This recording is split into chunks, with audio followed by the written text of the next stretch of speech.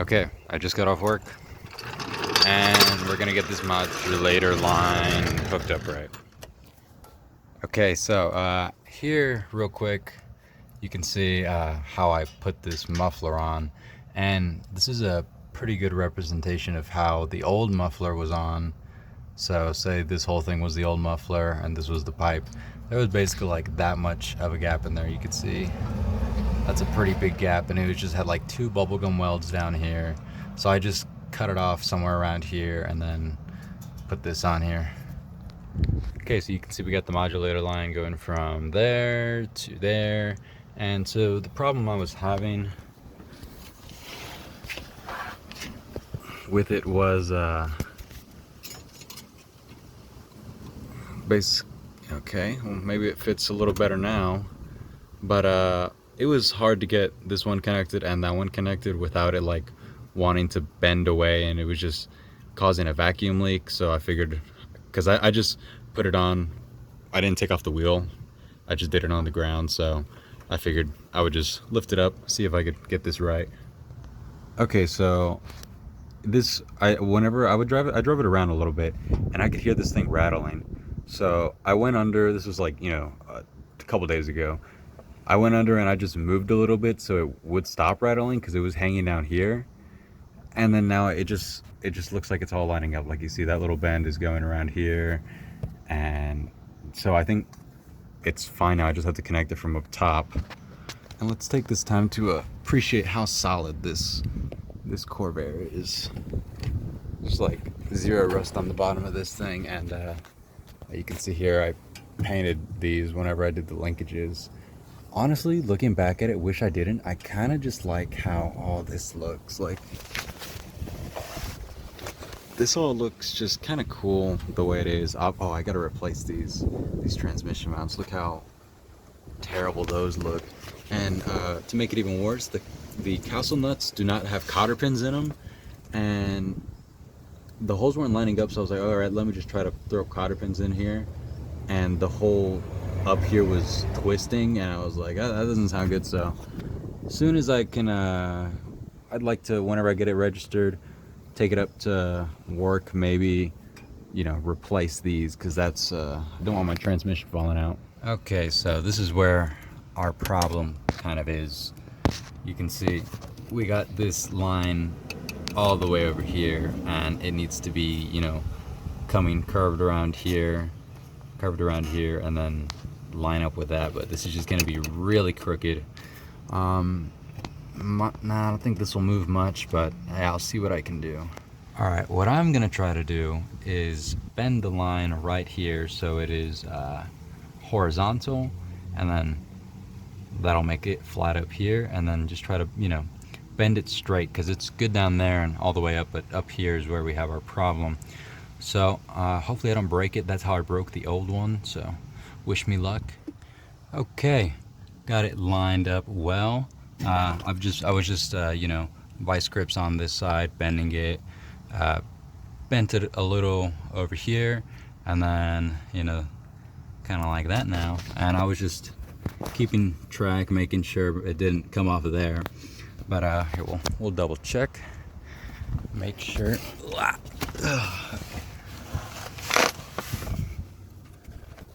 You can see it's still all in line with everything how it's supposed to go. So we look like we are all good for that line. That was easy. Now let's knock something else out. All right, so I just made a quick improvement. Put a smaller hose here and then bigger hose there, just like I did on top.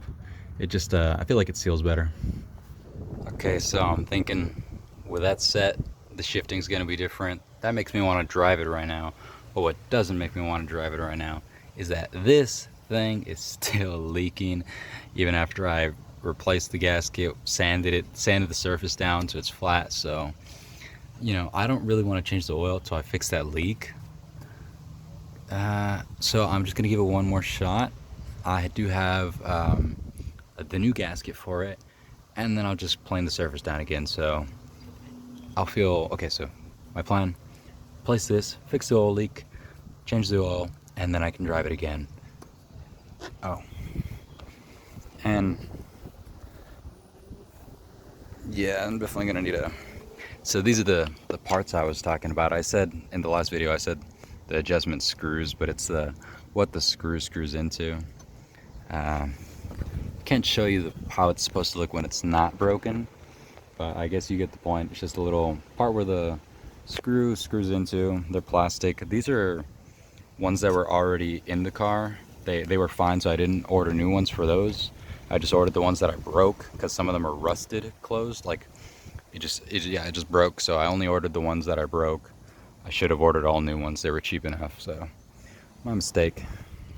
Reminds me, I'm already taking this stuff apart, but this is actually leaking right here. It's seeping. You can see my fingers wet, and I haven't even ran the car today. So we've got fuel seeping out of here. So, you know, potential for a fire right next to the alternator. I gotta get this figured out. Okay, so as I'm taking this apart,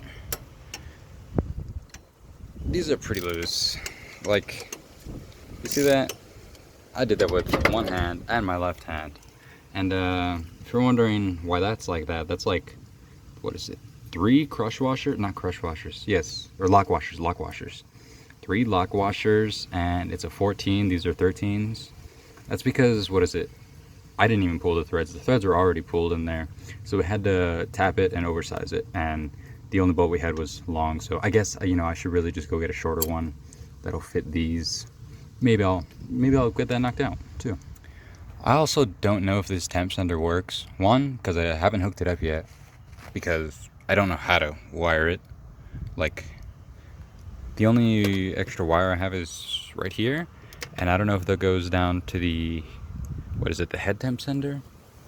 Wait, what is it? This is oil pressure? I forget what this sensor is.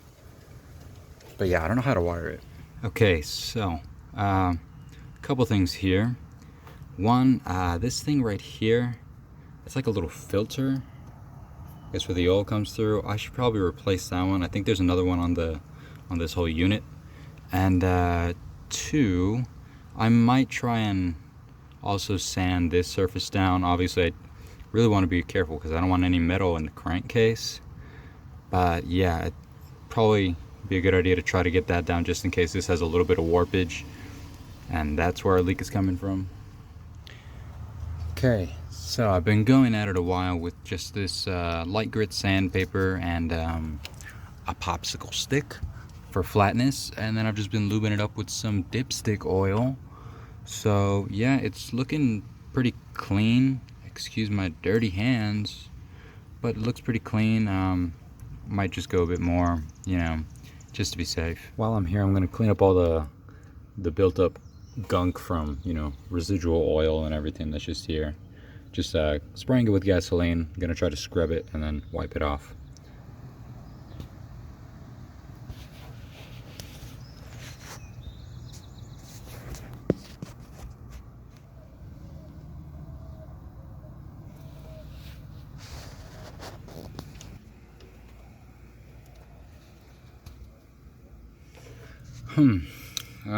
Well, if we're looking at this one, you can see these top threads are not in the best shape, and so that might be what's causing it to leak.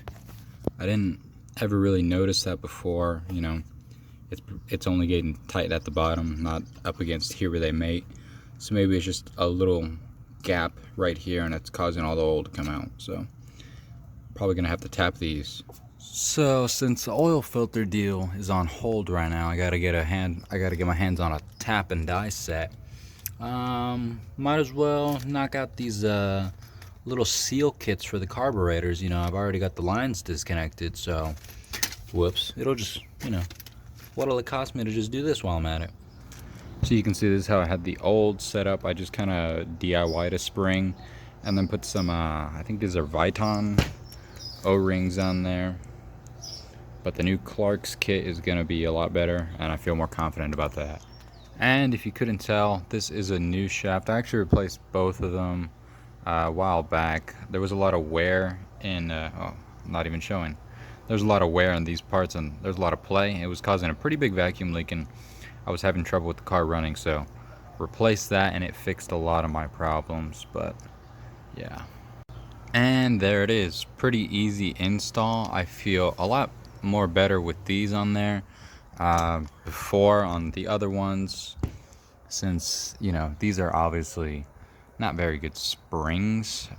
It would be kind of cocked to one side, and so I felt like it was leaving a gap, so potential for a vacuum leak. So I feel better with these ones. Okay, so I'm gonna stick to trying to make one video a day now, or like shooting a little clip a day. That's what I meant, not a full upload a day. That'd be insane. Anyways, oh, I'm over here. So all I did was just put the carbs on, and you know they have this now. So yeah, I'm not sure what else I can do right now. I still have to order, or not order anything. Well, I'm not gonna order those. These seem fine, and that's like a bypass valve for the oil filter, something like that. And then I need to clean up these threads.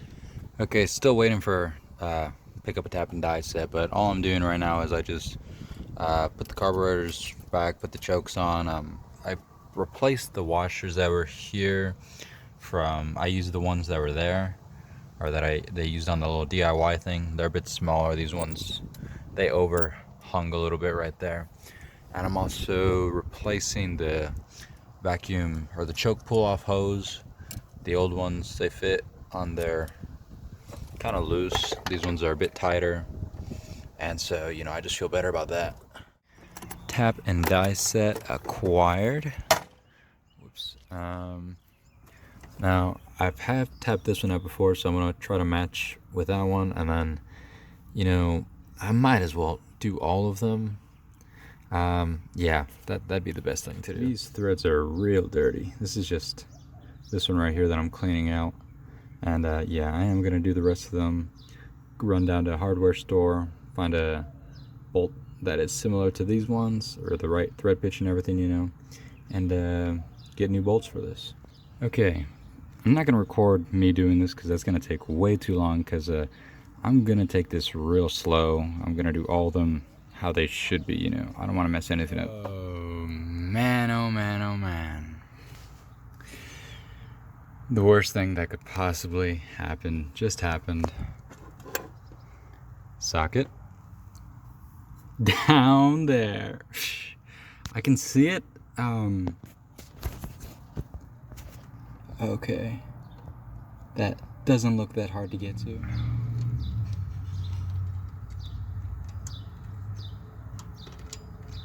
It's not too big to come out. Oh, okay, great.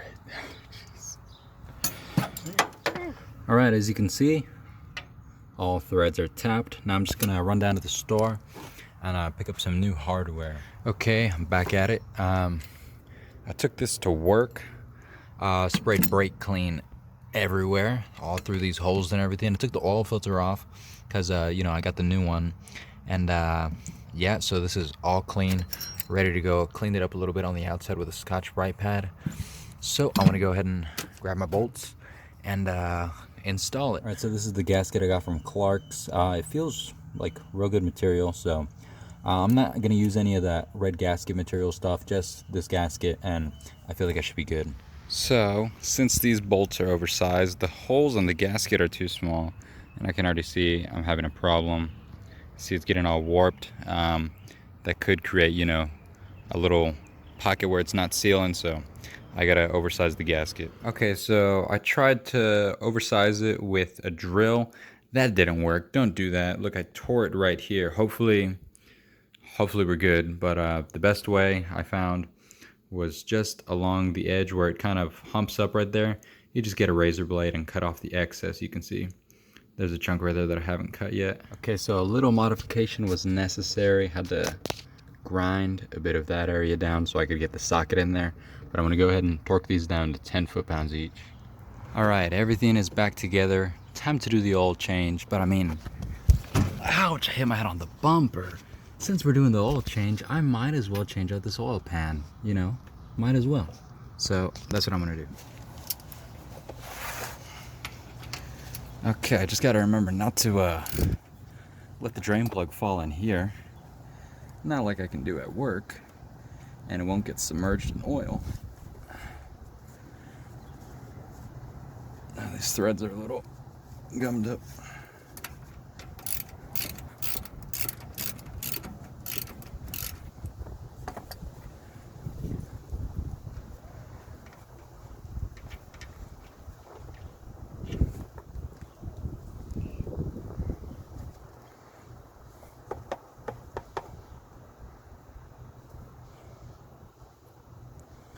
It's got like a little nylon washer on there. I've got a replacement one, but this one looks fine. So I'm already starting to take these bolts off. I started with this one right here, and finger tight. Good thing I'm doing this. All right, so far the 3 I've taken off, they're all okay. I haven't done this one. That's how loose. That's how loose. That's how loose. And that is also very loose. Okay, I've got all the bolts off. But by the way, all of them were hardly tight. Like they were all just barely finger tight.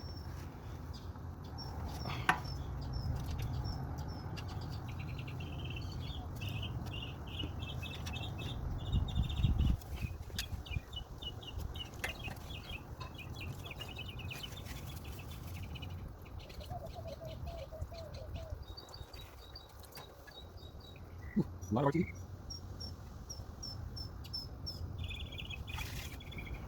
Holy shit, I got a nail.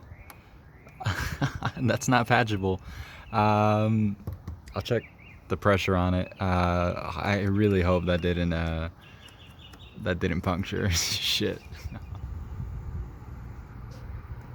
Just for anyone who wanted to see up in here.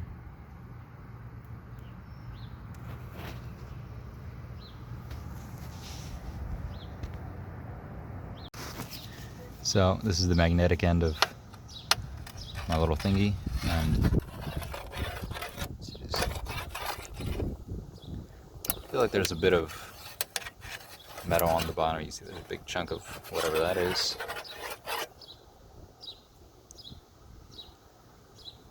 Yeah. Almost looks metallic-y.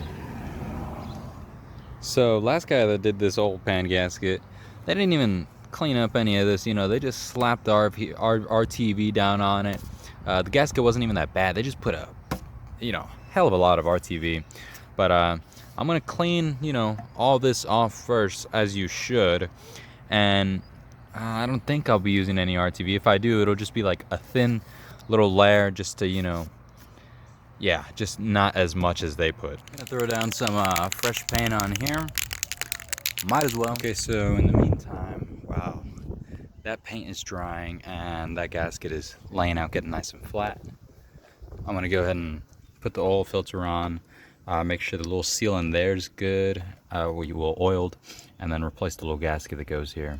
Okay, so this is what I was talking about. That just goes up under there, and that gasket goes on there.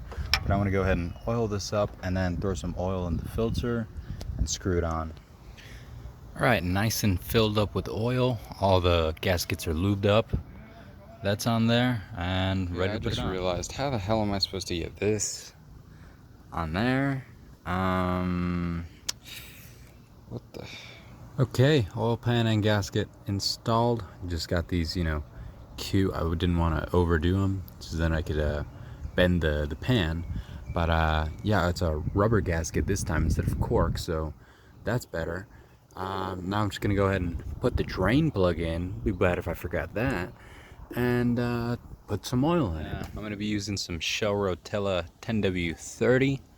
The only thing I could, or wasn't really sure what to get. I knew this had zinc in it, and I know that I need zinc, so I just got this. But let me know if you think I should get something else. Almost forgot to reset the maintenance on this thing. Just give it a quick wipe, and there we go, maintenance reset. Well, all that's left to do is start the car up, but I can't do that because I can't get the damn oil filter on. So I'll have to find out what part I'm missing, or I'm pretty sure, because this thing, it has like a, it's like an adapter for regular oil filters, and the Clark's oil filter is different. So I'm sure I'm just gonna have to order a bolt that goes, it's like a, I'm sure it's just one that goes straight through. But yeah, I'll have to wait on that. So, and then I still haven't ordered the little things for the headlights, so I'll do that while I get that order in. But yeah, that's gonna be it for this video. So thank you for watching, and hope you didn't. Yeah, it's not leaking, so we're all good. Thanks for watching.